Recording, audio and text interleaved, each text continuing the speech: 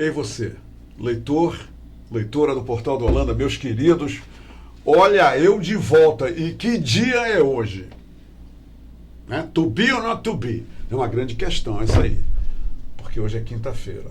Tem muita gente que está agora, nesse momento, me vendo aqui e perguntando, cadê a gravata borboleta do Humberto Amorim? Pois é, peguei a gravatinha borboleta, que é símbolo da hora do H, né? Aí peguei, coloquei numa caixinha e pera lá, aguenta firme, porque hoje eu vou falar de cultura. Cultura tem a ver com informalidade, com autenticidade, liberdade, tudo isso tem a ver, quer dizer, aquele padrão, né, aquele formato jornalístico sai um pouco para o lado para dar, né, abrir alas para a cultura na nossa quinta cultural. E hoje eu estou muito feliz hoje porque eu estou trazendo para conversar com a gente uma pessoa que eu admiro. E vejam só, eu sei menos a respeito dele, sobre quem ele é, e muito mais eu sei sobre o que ele é. Entenderam? Pois bem, porque eu conheci o Anderson Farias, esse grande artista amazonense, pianista amazonense, arranjador, é um cara talentosíssimo. Eu conheci, vejam só onde eu conheci o Anderson. Eu conheci-o antes num conservatório de música. Foi num conservatório de música que os nossos caminhos se cruzaram. Não é legal isso? Eu lá querendo cantar e ele lá tocando e as coisas foram voaram, né? E voaram de tal forma que hoje ele vem aqui no estúdio conversar sobre, anotem aí o que eu vou dizer, a sua carreira tão pequena e tão exitosa por causa do talento dele. Então, eu tenho uma brincadeira que eu faço no mundo da música aqui em Manaus, e o Anderson sabe disso, é que eu digo pro Roger Vargas, eu digo pro Léo Pimentel, eu digo pro Robson Silva, eu quero pro Yuri Lima, para o Andrew Dias, eu digo para essa turma, eu quero te ver daqui a 10 anos. Daqui a 10 anos eu quero te ver. E ele entra nessa categoria, né? Porque a gente se conhece há pouco tempo, né? 2 anos, 3 anos, isso é muito pouco tempo. E eu já penso sempre, quero te ver daqui a 10 anos. Mas vocês vão ver que nesse pouco tempo que eu conheci o Anderson, nesse pouco tempo que, né, eu sigo no meu caminho, ele no dele, dos dois caminhos musicais, vocês vão ver a grandiosidade da construção que ele conseguiu fazer até agora, assentado, segurando no trapézio que ele chama de talento, porque o camarada é talentoso mesmo, muito talentoso, tá bom? Então vamos fazer o seguinte, antes de eu começar a conversar com o Anderson, a gente vai ter muito tempo para conversar, eu quero dar um aperitivo para vocês, eu vou servir um aperitivo para vocês do talento dele. Paulo, coloca o Anderson tocando esse piano para ele encantar as pessoas aqui na Hora do H, na nossa Quinta Cultural. Vai lá, coloca o Anderson tocando.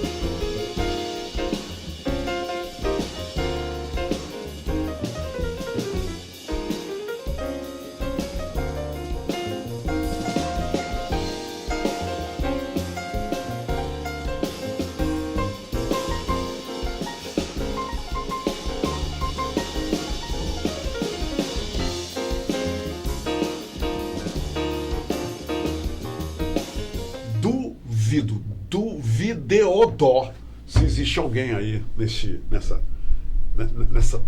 terra maravilhosa, terra da internet, que duvide de mim que esse camarada tem talento. Vocês viram só? Vocês sentiram lá? Vocês sentiram o som mavioso que ele produz? Pois bem, com esse entusiasmo a gente vai conversar sobre a vida dele, sobre como é que ele... Né, por que a música é importante na vida dele, por que a música é importante, tá? Anderson Farias, seja muito bem-vindo. Você está vendo que eu estou alegre para te receber aqui, né? Porque geralmente quando as pessoas vêm aqui, os assuntos são... Tem uns assuntos pesados, né? Eu tenho que... Escute aqui, quer dizer, eu tenho aquele comportamento, a compostura, mas com você na Quinta Cultural eu estou satisfeito, até porque você está vindo aqui no programa e eu te recebo como um sinal, um símbolo e uma história, um marco de sucesso na vida de um músico. E eu queria que você, eu tenho certeza que isso vai acontecer, durante essa entrevista, inspirasse todos os músicos de Manaus, alguns até com dúvida, será que vai dar certo? Será que eu vou conseguir sobreviver com essa profissão? Será que eu vou aguentar transpor todos os obstáculos? Então, a ideia da nossa entrevista é essa. Então, seja bem-vindo à Hora do H, na Quinta Cultural. Como é bom te ter aqui. Bom, muito obrigado, primeiramente, Humberto. É um prazer enorme a todos vocês que estão nos assistindo. Sinto muito grato, né, pelo seu convite. E espero aí compartilhar coisas boas, né, em relação à música. Então, bora. Vamos começar pelo seguinte. Fala de você, Anderson. Essa música em ti. Você é aquele músico que pode declarar: Humberto, eu nasci para ser músico. A música, quando eu nasci, a música já veio comigo, dentro de mim. Você é esse caso? Eu acredito que sim. Eu tenho, inclusive, agora eu lembrei do Célio, né? Célio Vulcão, que é um amigão. Célio, uma claro. Coisa que ele me falou uma vez foi: cara, a música para mim é como se fosse um sacerdócio. É uma coisa que não, mesmo que eu ande fazendo outro tipo de coisa, mas a música está presente de alguma forma. E a música na minha vida já vem desde cedo. Vem de um lar onde meu pai era músico, tios, primos, então eu era rodeado desde criança, 7, 8 anos, a música já era presente, né? De uma forma... Da família, no núcleo familiar, sim. A música estava lá, né? Meu pai tinha estúdio de ensaio, tinha uma banda, tocava na igreja, então minha casa era rodeado de músico, vivia em estúdio de gravação com ele, então esse foi o meu ambiente natural. E quando eles não estavam ensaiando, eu estava lá dentro fuçando bateria, teclado, guitarra. Como todo moleque, mexendo nas coisas, né? E eu ficava lá mexendo tudo e foi ali que foi despertando, né? O prazer pela música. E nesse meio tempo, alguns músicos, inclusive, que tocavam nessa banda do meu pai, começaram a estudar música mesmo, teoria musical. E por volta dos 8 anos, eu fui também com eles. Comecei a estudar teoria musical e requinta, clarinete menor na antiga Escola Técnica Federal. E lá eu comecei estudando, garotinho, não entendia quase nada que o maestro falava lá. E Anderson, isso tudo aconteceu naturalmente? Tu foi sendo atraído por isso e lá vai? Isso, naturalmente. Aí, ao mesmo tempo, eu já ia tocando na igreja. Os caras ficaram impressionados, porque eu ouvia, e depois de uma semana eu estava tocando teclado com os caras na igreja, assim, nunca tive uma aula, só de olhar, de observar, né? Mas eu acho que o ambiente proporcionou, né? Essa busca, esse interesse, né? Então, enquanto eu passava algumas horas na rua jogando bola, mas eu tinha o meu prazer de estar ali 5 horas no teclado fuçando, estudando, e foi ali que a coisa foi despertando e foi caminhando, né? E aí, depois desse período que eu fiz essa aula de teoria musical, lá por volta dos 12 anos, eu entrei no Cláudio Santoro e comecei a estudar piano. Olha só. Aí comecei a ter contato com outros professores e músicos também daquele ambiente e o negócio foi caminhando. Quer dizer, essa tua entrada no Cláudio Santoro foi determinante? Com certeza. Foi realmente... Foi lá que você pegou regra e compasso, foi? Sim.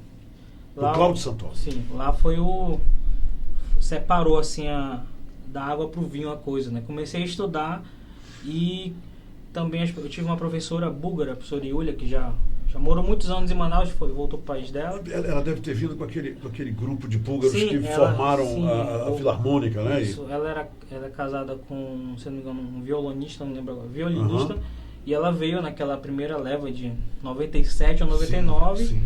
E aí eu fiz aula com ela durante uns 2, 3 anos.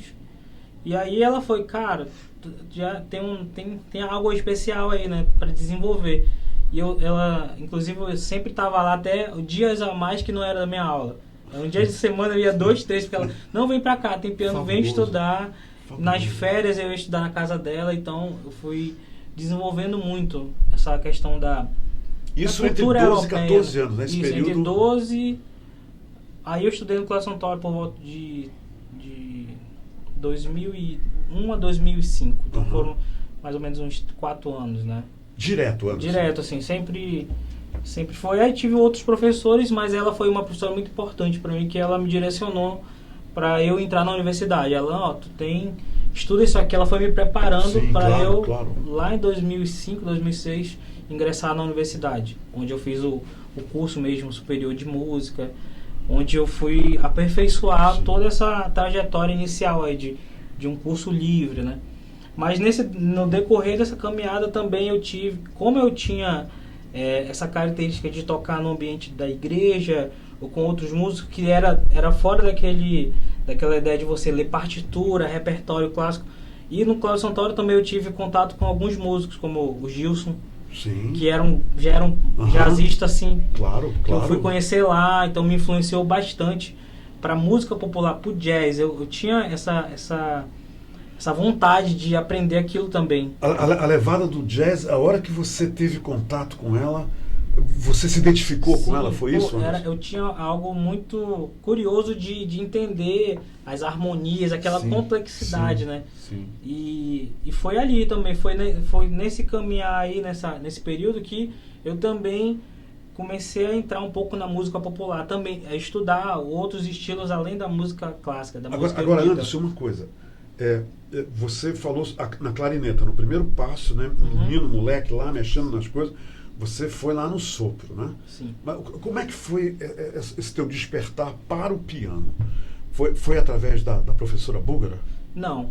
Meu pai já tocava teclado. Como é o teu pai? Meu pai, Elias Fernandes. Elias Fernandes. Foi um cantor, ele faleceu no início desse ano, mas durante muitos anos ele desenvolveu um trabalho na música cristã aqui em Manaus.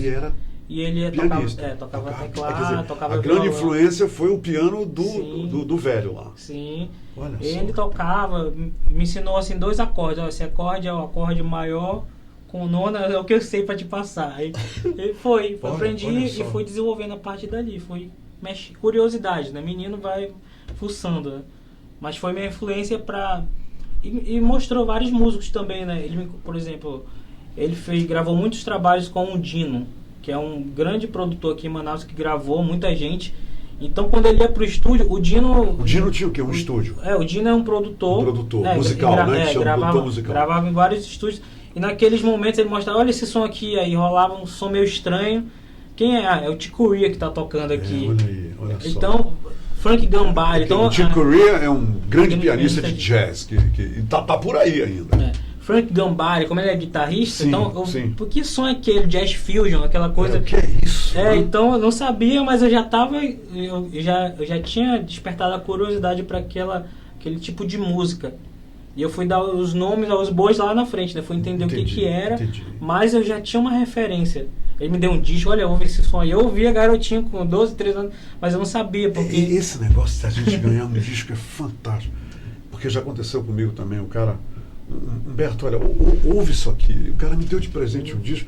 Aí eu chego em casa, ouço e fico, meu Deus, o que é isso? Quer dizer, os músicos em geral passam por esse momento, né?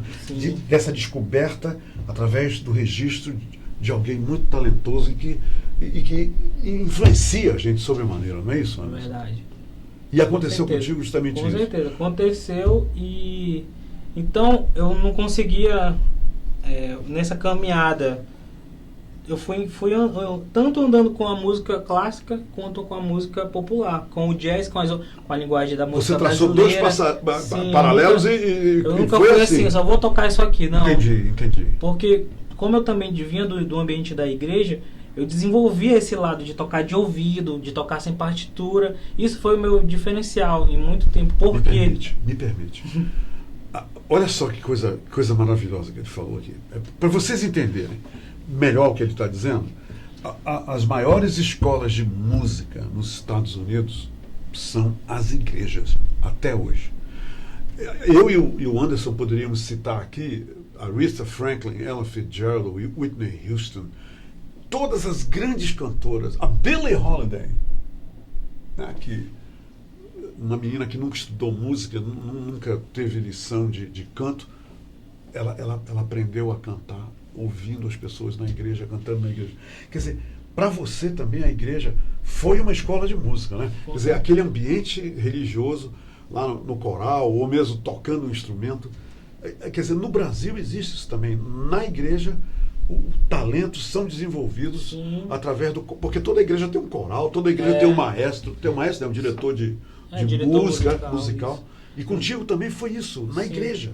Não, no meu caso, na minha igreja foi uma escola, porque principalmente essa questão de você desenvolver a tua audição musical, a percepção musical. Foi uma coisa e tu que eu tocavas aprendi. para o coral, era isso? Eu acompanhava cantores da igreja. Tá.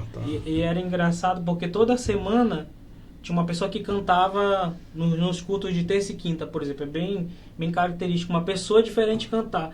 Então, toda semana alguém cantava diferente. E tu ensaiavas com ela? Não, nada. na hora. Então, isso foi a escola de... E agora, qual é a tonalidade? Sim. Vai, segue. Ok. Então, qual é o tom? Aí pá, e vai atrás dele. Começava a seguir. Então, isso foi uma percepção fantástica, natural, né, da coisa, de você...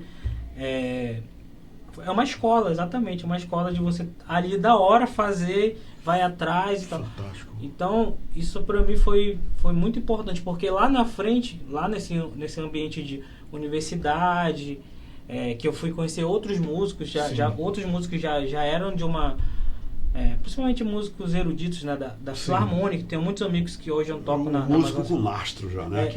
Mas eu sempre observava que quando eu chegava, vamos tocar essa música aqui, e se não tivesse a partitura, eles não tocavam. E eu ia atrás, não, vamos lá, vou te seguindo aqui. Então eles achavam incrível, só que pra mim era tão natural. Quer dizer, você tem o dom de tocar de ouvido, não é isso? Sim. Você ouve o tom e lá vai, né? Isso, já sigo, já vou. E lá eu fui desenvolver também a leitura musical, a ter essa... Você lê música, né? Sim, você lê. sim. Você lê. Isso aí já foi um aprendizado mais acadêmico, né? Onde você aprendeu a ler música. No início do Cláudio Santoro já foi também, né? Já tinha isso, começou, né? Ali, e na universidade você aperfeiçoa mesmo. Você tem um aprofundamento daquilo, né? Do estilo, das técnicas, né? De cada ideia de cada compositor, né? Que você tem ali uma ideia já de acordo com o contexto histórico da história da música. Então a gente tem um preparo maior, né? Em relação a isso. Anderson, aí tu saíste da universidade, pronto, tu te formou. E agora? O que aconteceu? Tô fora, tô aqui, com um diploma universitário, o que eu vou fazer? O que aconteceu? Então eu continuei, né, na universidade e foi algo natural eu continuar os dois caminhos. Então, além da música erudita, o popular e a música erudita. E lá eu também foi um outro degrau. Comecei a tocar com outras pessoas e um marco para mim mesmo é quando eu comecei a tocar com a Karine Aguiar. Karine Aguiar, né, que é a minha amigaça. Linda, maravilhosa. A gente começou a tocar juntos ali por volta de... Em 2020 eu vou conseguir trazê-la aqui. Eu já tentei, mas a Karine está morando em São Paulo, fazendo um curso. Ela virá. Sim. Ela ainda está em São Paulo? Está em São Paulo. Continua estudando em São Paulo. Sim, está terminando o doutorado. Sim. Mas ela vai estar aqui em breve. Vai ter o lançamento dessa vez eu vou pescar 8 de dezembro no Teatro Amazonas. Vou estar tocando com ela. Ela vai estar aqui? Vai estar aqui, vai ser a gravação. Pronto, agora eu tenho um aliado para trazê-la para cá. Eu vou trazer a Karine através do Anderson, vamos pescar para trazê-la aqui. Tá bom. Então tu começaste a tocar com ela? Sim, comecei com ela. Isso aí o que é? Aí já é uma fase de plateia? Começou a ter tuas plateias? Foi quase que o início dela como cantora, já entrando nesse universo da música popular também. Ela vinha da ópera, ela vinha desse cenário e também ela estava começando a desenvolver. Ela começou inclusive com o Robson, né? O Robson, o pianista que iniciou com ela, de alguns trabalhos. O Robson Silva? Robson Silva. E aí a gente fez o primeiro show lá na Saraiva, um especial da Elis Regina. E foi engraçado. Tipo assim, um sarau, foi aquela coisa um show fechada ali? Sim, não, foi aberto ali para sim. as pessoas. E foi engraçado porque uma semana antes, quem fez o intercâmbio foi o Marcelo Figueiredo com o Igor. Sim, e sim. Que rolou ali? O Igor Saunier. Aí o que rolou assim? Uma semana antes eu tinha feito um concerto com o maestro Sandino Hagen de um especial bicentenário de Chopin. Ok, mas ele veio de fora, né? Não, ele é daqui, o Sandino. O Sandino estava morando na época aqui. E aí eu fiz um concerto de piano com a orquestra que ele tinha montado na época. Foi onde isso? Foi na Saraiva também. Também na Saraiva? mesma Saraiva. Tá. E aí, eu me lembro dessas tardes na Saraiva, é verdade, tinha isso. E aí o Igor e a Karine, eles foram assistir, eles, pô, será que esse cara vai... Eles falando pro Marcelo, será que ele vai entrar nesse lance da música popular? Porque ele já tinha essa impressão, será que ele é da música erudita e tal? Era a imagem que eles tinham de ti. Aí o Marcelo, vai lá, confia em mim, vá por mim. Vambora. Aí me passaram o repertório, quando eu cheguei já tudo na mão, coisa do César Camargo Mariano, aquelas coisas todas. Foi engraçado. Então, aí, quando eles viram tocando, foi... Não, tá aprovado. Esse é o cara, não tenho mais dúvida. E aí começou ali, 2009, por volta por aí, 2008, 2009. E aí eu comecei a tocar bastante com ela. E depois o Canjazz, do Marcelo também, o grupo que ele tinha em Manaus. Sim. E aí fui desenvolvendo também esse lado para música instrumental e realmente... aprofundando nessa linguagem. Ali eu comecei também a estudar mesmo, colocar assim um cronograma de estudo para eu entender mesmo a linguagem. Aí eu já tinha essa base que a universidade me deu também, porque ela me deu ali ela me deu uma orientação nesse sentido de você ver a música amplamente, né? Te dar essa possibilidade de você essa linguagem Stravinsky influencia no jazz de alguma forma. Então, isso é legal porque... Até porque eles improvisavam também, né? Esses grandes compositores dos clássicos tem até desenvolvimentos em jazz da música deles, né? Com certeza. Porque improvisavam também. E foi um momento muito... Então, depois de formado, né? Voltando, depois de formado, eu já estava tocando com ela e com outros artistas aqui, fazendo muitos trabalhos. E também, nessa época, eu comecei a lecionar no Cláudio Santoro. É verdade. Lá por volta de 2009. Aí você já passou para o outro lado do balcão, né? Você era o mestre, né? Ensinando aos alunos do Cláudio Santoro. Isso, aí eu comecei... depois no Conservatório de Música do Robson Silva. Isso. Onde eu te conheci. Né? Aí eu te conheci dando aula lá. Não foi? Isso. Eu quero até pedir desculpa. Eu vou pedir desculpa publicamente de uma bobagem que eu fiz. Quando eu conheci o Anderson, eu estava numa fase que eu era muito preocupado com a minha imagem em termos de jazz, né? Paletó, gravata. Tu lembra dessa? Lembro. Então eu estava muito preocupado com esse negócio da imagem. Então eu só queria ser visto ali, daquele jeito. Aí ele filma um ensaio meu, eu de bermuda, jogado fora, levado da breca. E quando eu saio, chego em casa, eu vi o ensaio estava na internet, já tinha colocado. Eu te lembro? Lembro. Isso é horrível para minha imagem, pelo amor de Deus. Aí eu pedi para ele retirar o vídeo que ele publicou. Então eu te peço desculpa. Foi uma bobagem, reconheço, uma bobagem da minha parte. Até porque agora, por causa desse acontecimento, teve muito a ver com isso, me trouxe uma maturidade sobre justamente essa questão da imagem, que eu estava impondo em mim uma imagem que eu copiava de outrem, quer dizer.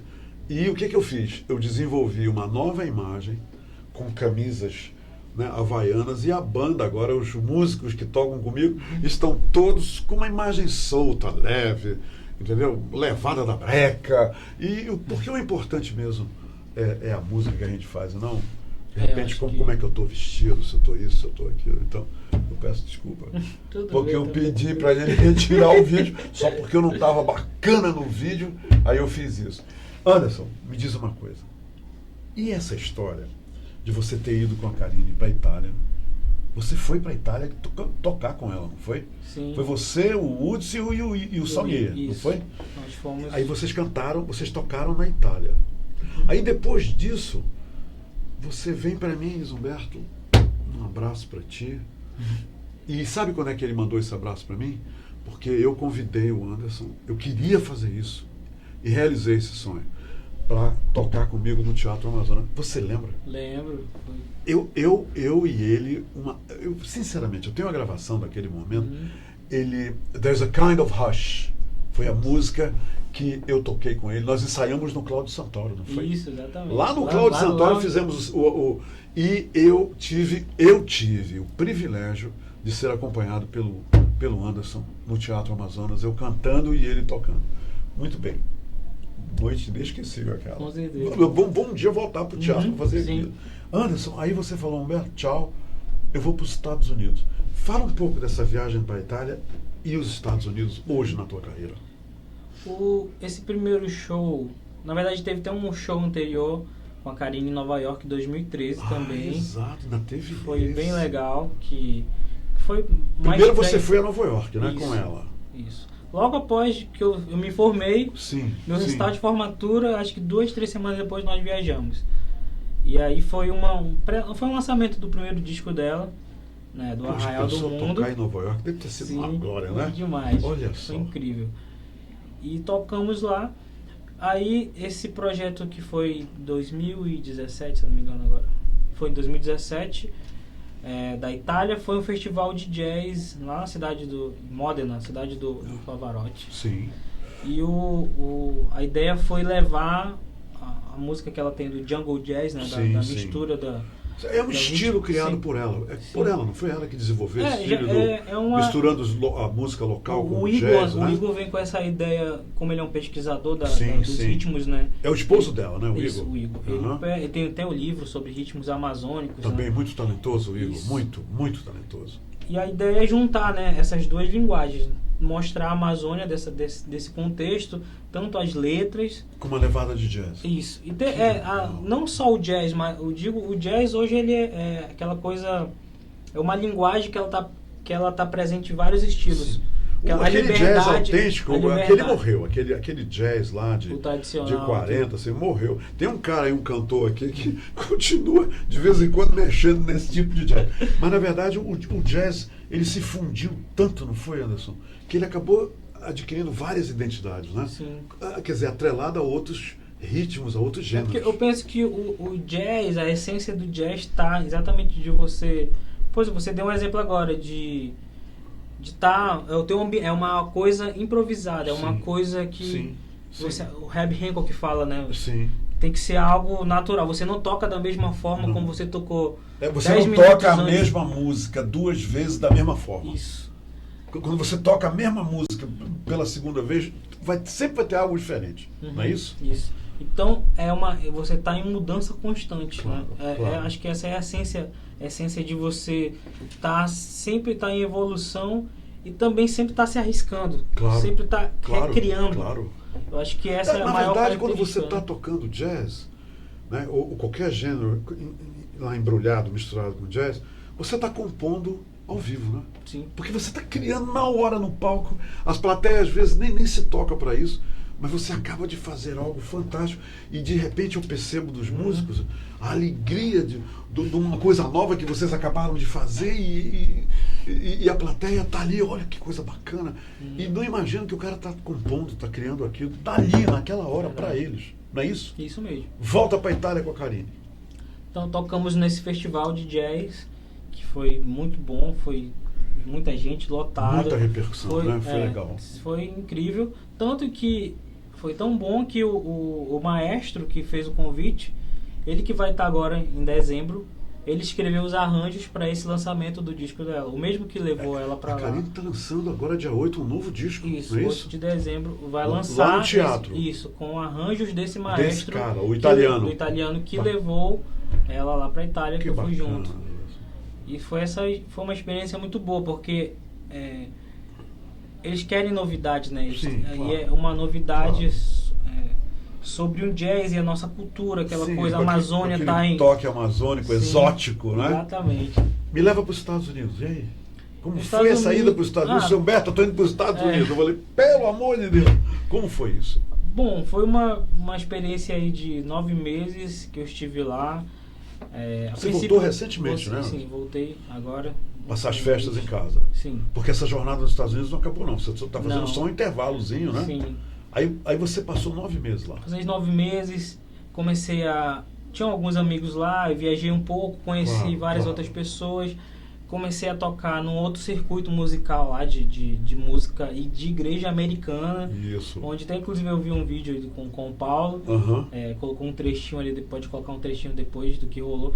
Então, além disso, também tive a oportunidade de conhecer vários produtores em Nashville, em próprio Miami, ali onde eu estava mais situado. Sim, a tua base, né? Sim. E foi uma experiência única também, né? De você ter um contato com a outra cultura, porque na outra vez que eu fui rápido, passei um mês. Sim. Mas você passar um período... Porque aí você tem a você realmente sofrer as influências isso, exatamente, dos músicos locais, né? Você ouvir como é de verdade, né? Como é que é você conviver... Cara, não é assim, é desse jeito. Ouve isso aqui, os caras eles abrem o jogo. Mais uma vez aquele negócio, né? Ouve isso aqui. Ouve isso aqui, ouve isso aqui. A gente pega uma referência, mas os caras têm ali, né? Ou então você tocando junto é aquela coisa, a convivência de tocar junto é a maior escola.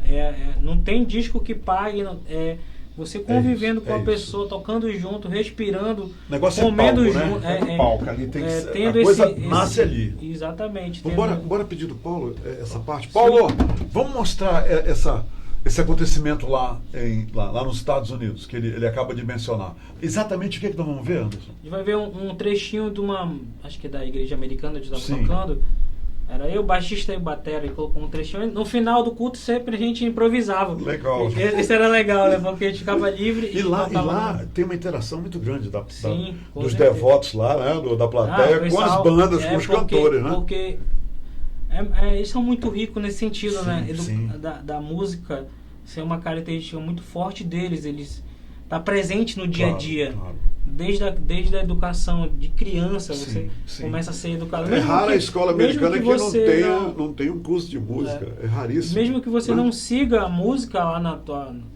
Vou seguir outra profissão, mas você tem... Sim, você recebe aquela base, né? Você toca numa orquestra da escola. Sim. Você tem toda escola ambiente. Tem uma banda, né? Tem uma banda até marcial, mas é uma banda, né? Quer dizer, vamos ver isso então? Bora. Vamos lá, Paulo.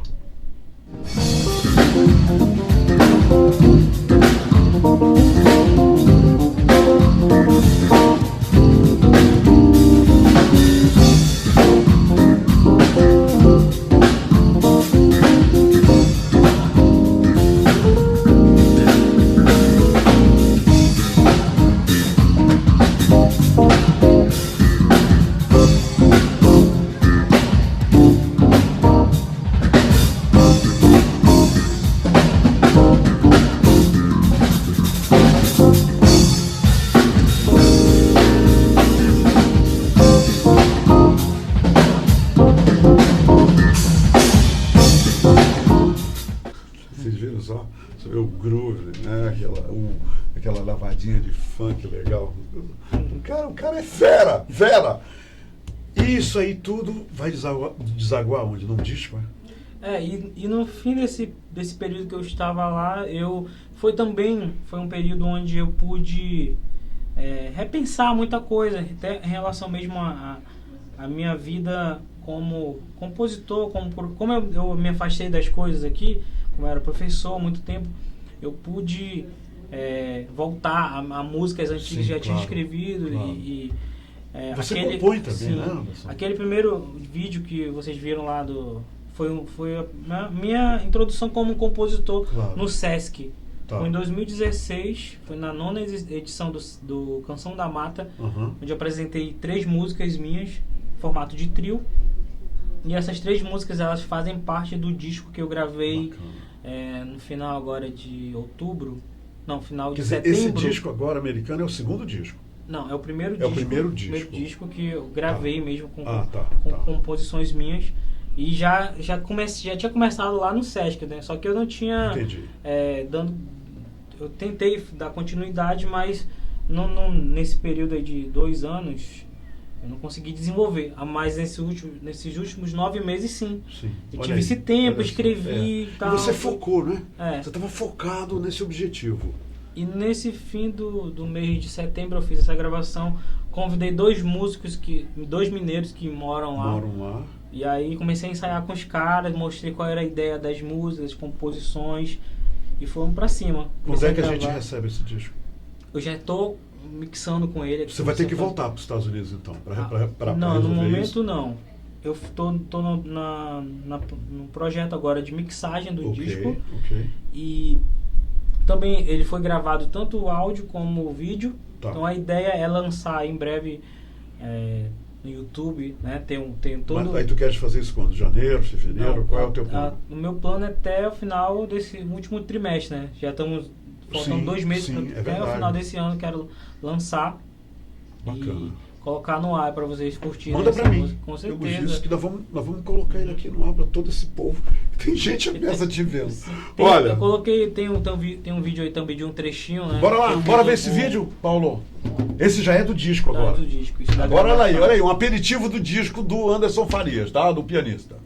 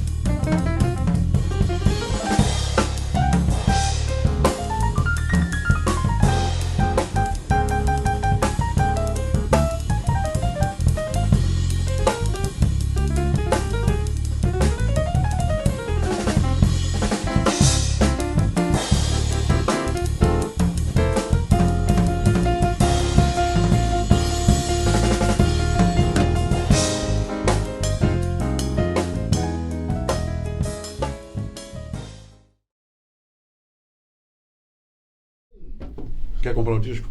Quer comprar um disco? Olha aí. E tá vendo só? Eu tava ouvindo aí o solo dele, eu perguntei se ele estava improvisando batata. Né?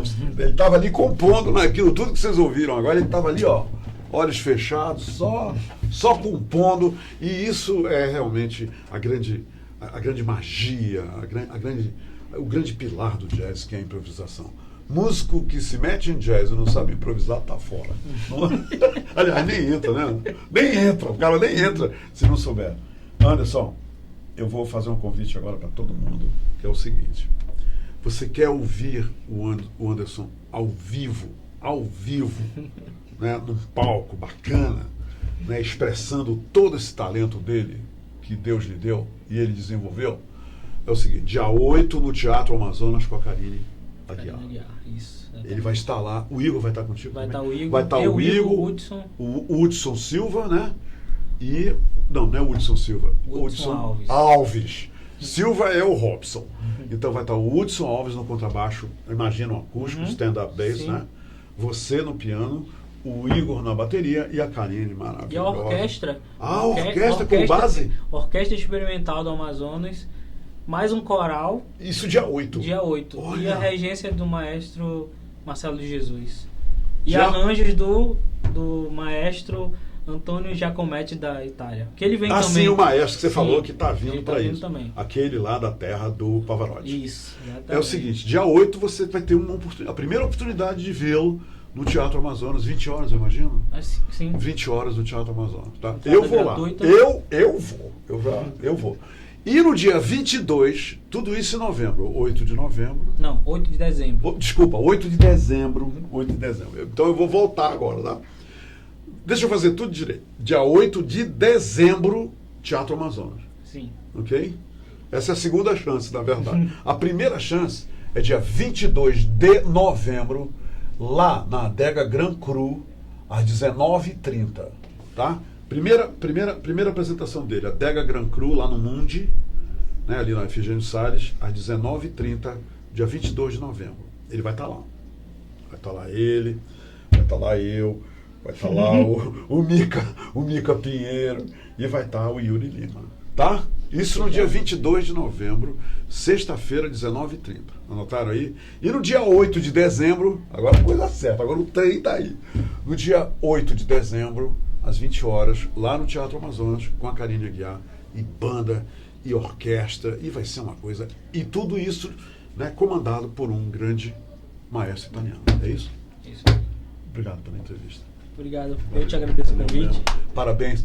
E, olha, quero ver o Anderson daqui a 10 anos. Imagina esse camarada daqui a 10 anos, entendeu? Se hoje ele está assim. Então eu peço a Deus que continue, que meu coração continue batendo pela música, pelos músicos, e daqui a 10 anos eu volte a me encontrar com ele. Aí eu vou dizer, pô, tô aqui só para te ver, tá bom? E ó, compareçam, prestigiem o músico amazonense. Todos os músicos amazonenses são talentosos, são excepcionais. E eu sempre digo o seguinte, os músicos amazonenses que eu conheço, como o Anderson, eles pertencem e podem estar em qualquer palco, em qualquer companhia de outros músicos, no mundo inteiro. Não é só aqui não. Os caras são feras, todos eles. Anderson, obrigado. Obrigado. Novamente, orgulho de você. Orgulho de você. Minha gente, até amanhã, tá? Amanhã eu vou falar de vinho. Hoje foi música, amanhã eu vou falar de vinho, né? Amanhã vem a Ana Cristina aqui. A Ana Cristina inventou uma coisa fantástica envolvendo vinhos aqui em Manaus. Ela criou uma padaria, né, uma panificadora, com coisas, né, cepipes maravilhosas, só que você pode chegar lá e dizer, eu quero harmonizar com o vinho, e ela está lá fazendo harmonização de vinhos com os produtos da panificadora dela. Vai ser uma entrevista fantástica. Minha gente, obrigado, Paulo. Obrigado a todos vocês e até amanhã.